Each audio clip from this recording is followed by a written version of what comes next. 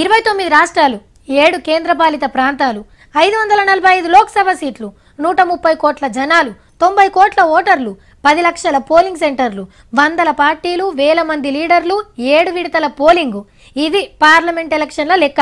ఇంత పెద్ద దేశాన్ని ఏలేదెవరో నిర్ణయించే ఎన్నికలు ఇవే. ఒక్కపారి గెలిచిర్రంటే 5 ఏళ్ళ అధికారం వాళ్ళదే. అందుకే ఎవ్వరు తగ్గుతలేరు. ఇంతకీ మనం ఓటేసేది ఎప్పుడంటే ఇయాల్టికి బరాబర్ నెల రోజులున్నాయి ఎంపీ ఎలక్షన్లకు. అంటే ఏప్రిల్ 11వ తారీఖు నాడు తెలంగాణ పబ్లిక్ ఓట్లేయాలన్నట్టు.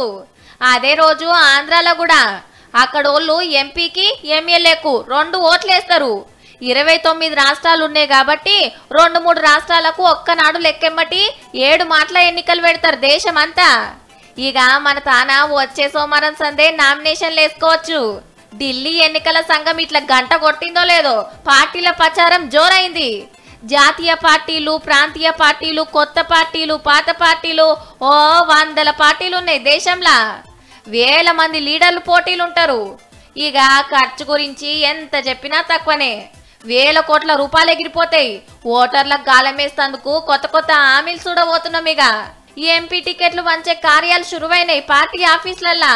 ఇటు బీజేపీ నడుపుతున్న ఎన్డీఏ, అటు కాంగ్రెస్ పెట్టిన యూపీఏ నడుమిట్లా ఫెడరల్ ఫ్రంట్. ఎవ్వరు లెక్కలాలకు ఉన్నాయి. ఆల్రెడీ సర్వేలు ఇడుస్తూనే ఉన్నారు. ఎన్డీఏకు 264, యూపీఏకు 141 వస్తాయని రిపబ్లిక్ సి ఓటర్ సర్వే లెక్కలు. కడ్మ పార్టీలకు 138 సీట్లు వస్తాయి కాబట్టి ఇలా సపోర్ట్ లేకుండా ఎవ్వరు పవర్లకు రారట. అయితే ఢిల్లీకి నవాబ్ ఎవలో తేలేదు మాత్రం మే 23వ తారీఖు నాడు.